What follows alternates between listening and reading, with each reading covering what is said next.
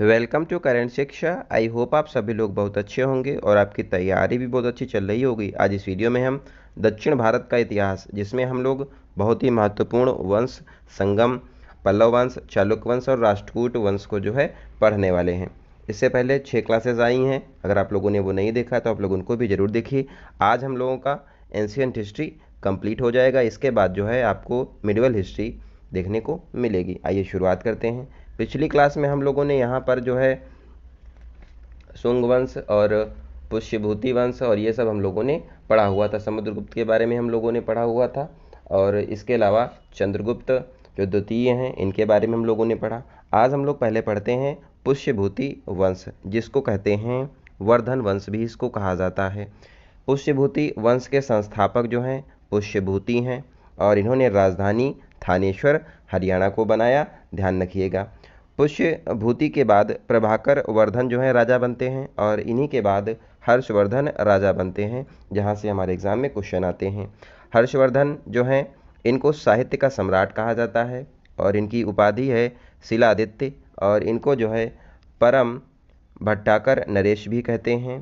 राजधानी हर्षवर्धन ने कन्नौज में बनाई थी अपनी और इनकी प्रमुख नाटक हैं प्रियदर्शिका और रत्नावली। ध्यान रखिएगा। अगर बात की जाए यहाँ पर हर्षवर्धन के दरबार में, तो यहाँ पर हर्षवर्धन के दरबार में बाणभट्ट थे, जिन्होंने हर्षचरित्र और कादंबरी की रचना की। हर्षचरित्र जो है ये 8 भागों में विभाजित है। ध्यान रखिएगा, यहाँ से भी क्वेश्चन एग्जाम में आ चुका है CGL में। तो हर्षचरित्र 8 भागों में विभाजित है। हर्षचरित्र और कादंबरी की रचना बाणभट्ट के द्वारा की गई। इसके अलावा मयूर भट्ट दरबार में थे इन्हीं के और इन्होंने सूर्य शतक की रचना की। इसके अलावा वैनसांग चीन से यहाँ पर हर्षवर्धन के दरबार में आता है और इसकी रचना है CU की। इसमें जो है बहुत से देशों का यात्रा वृतांत किया गया है। नेक्स्ट है कुंभ मेला, जो अभी हम लोग देखते हैं ये हर्षवर्धन ने ही शुरू किया था। 4 जगह पे होता है। प्रयागराज, जहाँ पर गंगा और यमुना का संगम होता है। दूसरा हरिद्वार उत्तराखंड में और तीसरा नासिक महाराष्ट्र में और उज्जैन मध्य प्रदेश में क्षिप्रा नदी के किनारे होता है कुंभ का मेला। ध्यान रखिएगा। इसके अलावा ऐहोल अभिलेख जो है पुलकेशिन द्वितीय ने नर्मदा नदी के तट पर हर्षवर्धन को हराया था। यहाँ से हमको जानकारी मिलती है कि पुलकेशिन जो द्वितीय है नर्मदा नदी के तट पर हर्षवर्धन को इसने हरा दिया था। ध्यान रखिएगा, ऐहोल अभिलेख से जानकारी मिलती है। अब हम लोग जो है दक्षिण भारत का इतिहास जो है इसको पढ़ने वाले हैं। इसमें हम लोग संगम युग, पल्लव वंश, चालुक्य, राष्ट्रकूट और चोल वंश को देखने वाले हैं। तो सबसे पहले हम लोग संगम युग देखेंगे।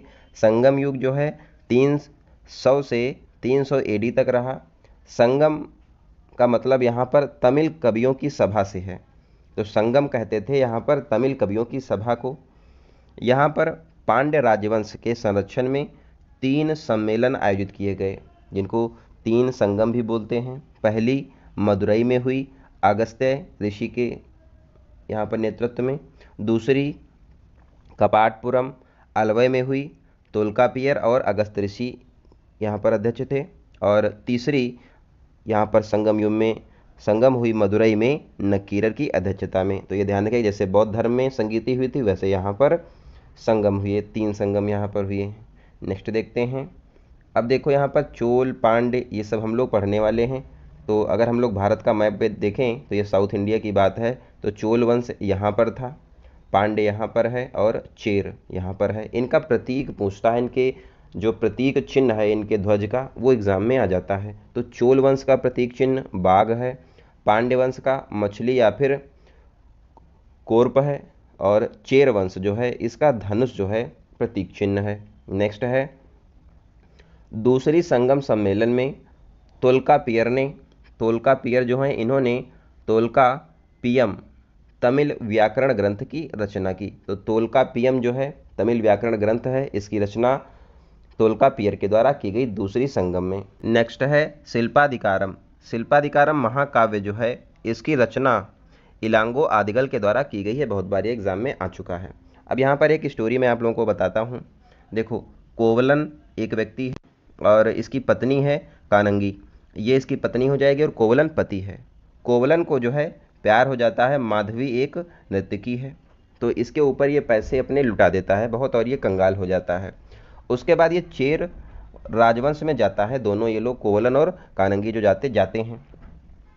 कानंगी जो है इसके पास पैसे नहीं होते खाने पीने के लिए, तो ये अपनी जो पायल होती है एक वो दे देती है कोवलन को कि जाके इसको बेच कर आ जाओ। उसी समय जो यहाँ पर चेर राजवंश है इसकी जो रानी होती है उनकी एक पायल खो जाती है।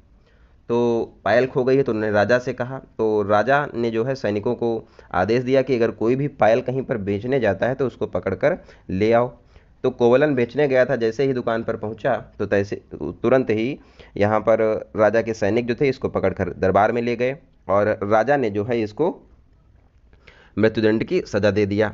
तो इसमें क्या हुआ कि जो पायल थी वो सब एक ही जैसे होती थी, तो रानी ने भी बोल दिया कि ये वही पायल है इन्हीं की, तो इनका यहाँ पर मृत्यु हो गई यहाँ पर कोवलन की। उसके बाद कानंगी जो है ये दरबार में जाती है और दूसरी पायल भी देती है राजा को और कहती है कि आपने मेरे पति को बेवजह ही मार दिया, और कानंगी श्राप दे देती है कि आपके राजवंश का सर्वनाश हो जाएगा। उसी के बाद क्या होता है कि चेर राजवंश का विनाश हो जाता है और उसके बाद चेर राज्य में जो है यहाँ पर कानंगी पूजा होने लगती है और पत्नी पूजा या फिर सती पूजा की शुरुआत हो जाती है, ध्यान रखिएगा। नेक्स्ट है तिरुवल्लुर। तिरुवल्लुर जो हैं इन्होंने तिरुकल्लुर ग्रंथ और कुरल ग्रंथ भी इसको कहते हैं, इसकी रचना की, और ये जो है तमिल साहित्य की बाइबल इसको कहा जाता है। तमिल साहित्य का पंचम वेद भी जो है तिरुकल्लुरर को कहते हैं, ध्यान रखिए। विवाह ग्रंथ है एक जीवक चिंतामणि का, जीवक चिंतामणि विवाह ग्रंथ है और इसकी यहाँ पर रचना जो है तिरुतक देवर के द्वारा की गई है। जीवक चिंतामणि एक विवाह ग्रंथ है और इसके लेखक जो हैं तिरुतक देवर हैं, ध्यान रखिएगा। मणि मैखलय रचना है शीतलय सतनार के एग्जाम में आ चुका है। पांड्य राजवंश की राजधानी मदुरई थी, ध्यान रखिएगा। अब हम लोग जो है 500 एडी से 1200 एडी के बीच में जो कार्यकाल है यहाँ पर देखते हैं क्या क्या हुआ। तो देखो पल्लव वंश यहाँ पर आता है। पल्लव वंश की राजधानी कांचीपुरम या फिर कांची तमिलनाडु में है। पल्लव वंश के संस्थापक सिंह विष्णु हैं। यहाँ पर दो चीज़ें हुई, और यहाँ पर जो है मामल्लपुरम में इन्होंने जो है आदि वराह मंदिर की स्थापना की। इसके अलावा इनके दरबार में भारवी थे जिन्होंने कीर्तार्जुनियम की रचना की, ध्यान रखिएगा। किरातार्जुनियम की रचना की है भारवी ने, और आदिवराह का मंदिर सिंह विष्णु ने बनवाया। पल्लव वंश के संस्थापक सिंह विष्णु है। राजधानी कांची या फिर कांचीपुरम तमिलनाडु है। आगे देखते हैं। उसके बाद नरसिंह वर्मन वन आते हैं और ये जो हैं पल्लव वंश के सर्वाधिक शक्तिशाली राजा थे। इनके टाइम पर देखते हैं क्या हुआ है। इन्होंने जो है वातापी कोंड की उपाधि धारण की, यानी कि वातापी को जीतने के कारण इन्होंने वातापी कोंड की उपाधि ली। महाबलीपुरम के मंदिर तमिलनाडु में हैं और जिसको रथ मंदिर भी कहते हैं। सप्त पैगोडा इसको कहा जाता है। मंदिर यहाँ पर लेकिन 8 हैं, लेकिन कहते हैं इसको सप्त पैगोडा है। सबसे बड़ा मंदिर धर्मराज यानी कि युधिष्ठिर का है। सबसे छोटा मंदिर द्रौपदी रथ है, ध्यान रखिए। और इसको रथ मंदिर भी महाबलीपुरम के मंदिरों को कहा जाता है, तमिलनाडु में है। ह्वेनसांग की काची की यात्रा इन्हीं के टाइम पर नरसिंह वर्मन वन के टाइम पर होती है, ध्यान रखिए। नेक्स्ट है नरसिंह देव द्वितीय। नरसिंह देव द्वितीय जो हैं कांचीपुरम और कांची में यहाँ पर इन्होंने कैलाश मंदिर, जिसको राज सिद्धेश्वर मंदिर भी कहा जाता है, स्थापना किया। नरसिंह देव द्वितीय के दरबार में दंडी विद्वान थे। इन्होंने 10 कुमार चरित की रचना की और महाबलीपुरम के जो मंदिर हैं तट मंदिर या फिर शोर मंदिर का निर्माण भी इन्होंने नरसिंह देव द्वितीय ने करवाया, ध्यान रखिए। नेक्स्ट है यहाँ पर वंश आ जाता है चालुक्य वंश। चालुक्य वंश 3 भागों में बटा हुआ है, वातापी या फिर वादामी चालुक्य, दूसरा है बैंगी चालुक्य और तीसरा कल्याणी चालुक्य, ध्यान रखिए। तो पहले देखते हैं वातापी या फिर वादामी चालुक्य। राजधानी इनकी वादामी है। संस्थापक जय सिंह हैं। पुलकेशिन द्वितीय जो है यहाँ का मोस्ट पावरफुल राजा है और एहोल अभिलेख जो है रवि कीर्ति का है, यहाँ से इसकी जानकारी मिलती है। और अंतिम राजा यहाँ पर कीर्ति वर्मन द्वितीय है, ध्यान रखिए। वेंगी चालुक्य की स्थापना विष्णुवर्धन के द्वारा की गई थी और इनकी राजधानी वेंगी आंध्र प्रदेश में थी, ध्यान रखिएगा। अब देखते हैं कल्याणी चालुक्य के संस्थापक हैं तैलप द्वितीय। तैलप द्वितीय ये क्वेश्चन एग्जाम में बहुत बार आ चुका है। तैलप द्वितीय जो हैं इन्होंने राष्ट्रकूट वंश को हराकर यहाँ पर कल्याणी चालुक्य की स्थापना की थी और प्रारंभिक राजधानी जो है इनकी कल्याणी चालुक्य की मान्यखेत थी। मान्यखेत के बाद इन्होंने राजधानी अपनी बदली और कल्याणी बना दी, ध्यान रखिएगा। नेक्स्ट है, अब यहाँ पर मंदिर बनाने की कुछ शैली होती हैं, आप लोग जानते भी होंगे, फिर से देख लीजिए। देखो नॉर्थ इंडिया में जो है यहाँ पर नागर शैली के मंदिर बनते हैं, जैसे कि खजुराहो के मंदिर, दशावतार मंदिर, श्री राम मंदिर जो भी हाल ही में बना है, दिलवाड़ा जैन मंदिर और कोणार्क मंदिर जो कि उड़ीसा में है। ध्यान रखिए ये सब क्या है, नागर शैली में बने हैं और ये इस टाइप से लगभग बनते हैं। साउथ इंडिया में द्राविड़ शैली है। द्राविड़ शैली के मंदिर पिरामिड नुमा होते हैं और मीनाक्षी मंदिर, वृद्धेश्वर मंदिर इसके उदाहरण हैं। ये एक के ऊपर एक यहाँ पर बनाया जाता है, ध्यान रखिएगा। और इनके बीच की एक शैली होती है बेसर शैली। नागर शैली और द्रविड़ शैली को मिलाकर बेसर शैली बनी है। कृष्णा नदी के किनारे ये सब बसे हुए हैं। नागर और द्रविड़ शैली को मिलाकर बेसर शैली बनती है। चालुक्य वंश और के मंदिर यहाँ पर होयलेश्वर मंदिर जो हैं यहाँ पर बेसर शैली में है। होयसल मंदिर जो है 42वां यूनेस्को वर्ल्ड हेरिटेज साइट है भारत का, ध्यान रखिएगा। यूनेस्को वर्ल्ड हेरिटेज साइट की वीडियो यूट्यूब पर है, आप लोग देख सकते हैं। आगे देखते हैं, अब यहाँ पर राष्ट्रकूट वंश जो हैं इनको देख लेते हैं।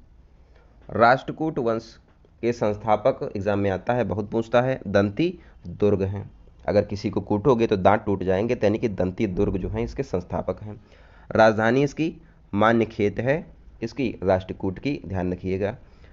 कृष्ण वन जो हैं इन्होंने ऐहोल के कैलाश मंदिर का निर्माण करवाया, कहाँ पर, औरंगाबाद महाराष्ट्र में, ध्यान रखिएगा। और ये जो मंदिर हैं एकाश में यानी कि मोनोलिथ मंदिर कहलाते हैं और ये एक ही पहाड़ी को ऊपर से नीचे काटकर बनाए जाते हैं, ध्यान रखिएगा। त्रिपक्षीय संघर्ष भी होता है यहाँ पर और इसमें जो है राष्ट्रकूट त्रिपक्षीय संघर्ष जो है कन्नौज के लिए होता है और इसमें राष्ट्रकूट वंश, प्रतिहार वंश और पाल वंश जो कि वेस्ट बंगाल का है, ये सब आपस में लड़ते हैं त्रिपक्षीय।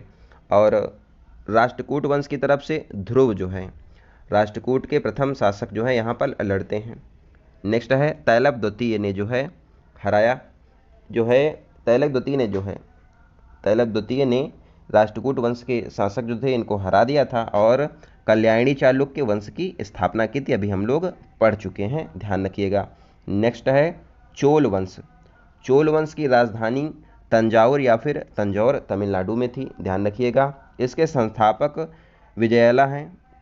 विजयालय जो हैं चोल वंश के संस्थापक हैं और ये पल्लवों के सामंत थे, ध्यान रखिएगा। नटराज की मूर्ति जो है महादेव की नृत्य करते हुए मूर्ति चोल वंश के टाइम की ही है, ध्यान रखिए। व्यवस्थित रूप से स्थानीय स्वशासन की शुरुआत यहाँ पर चोल वंश के द्वारा की गई थी और शक्तिशाली नौसेना भी चोल वंश के पास थी, ध्यान रखिएगा। यहाँ पर इंपॉर्टेंट राजा हैं राजा वन, इन्होंने श्रीलंका को चोल वंश में मिला लिया था। तो मतलब ये कि भारत के बाहर भी ये लोग लड़ने गए थे क्योंकि इनकी नौसेना जो है बहुत शक्तिशाली है। नेक्स्ट है वृद्धेश्वर मंदिर, जिसको राजराजेश्वर मंदिर भी कहते हैं, तंजावुर में स्थित है और ये बिग टेम्पल है, राजा वन ने इसकी स्थापना करवाई थी। नेक्स्ट है राजेंद्र वन। राजेंद्र वन जो है इसने पाल शासक, पाल लोग बंगाल में थे, महिपाल को हराया था राजेंद्र वन ने और उपाधि धारण की थी गंगई कोंड चोल। इसने कि गंगा नदी के किनारे के जो राजा थे इनको हरा दिया था, इसीलिए गंगई कोंड की उपाधि दी। कोंड जो है ये लोग लगाते थे अपने साथ में, ध्यान रखिएगा। और राजधानी राजेंद्र वन ने गंगई कोंड चोलापुरम एक अलग से नगर बसाया हुआ था, इसको बनाया था। दक्षिण भारत का नेपोलियन राजेंद्र वन को कहते हैं, भारत का नेपोलियन समुद्रगुप्त को कहा जाता है, ध्यान रखिएगा। सो आई होप आपको ये क्लास अच्छी लगी होगी। अब हम लोगों की जो है एंशिएंट हिस्ट्री कंप्लीट हो चुकी है। अगली वीडियो से हम लोग मिडिवल हिस्ट्री करने वाले हैं, तो आप लोग चैनल से ज़रूर जुड़ जाइए और अपने दोस्तों को भी इसको ज़रूर शेयर कर दीजिए। मिलते हैं अगली वीडियो में, तब तक आप लोग अपना ध्यान रखिए। धन्यवाद, जय हिंद।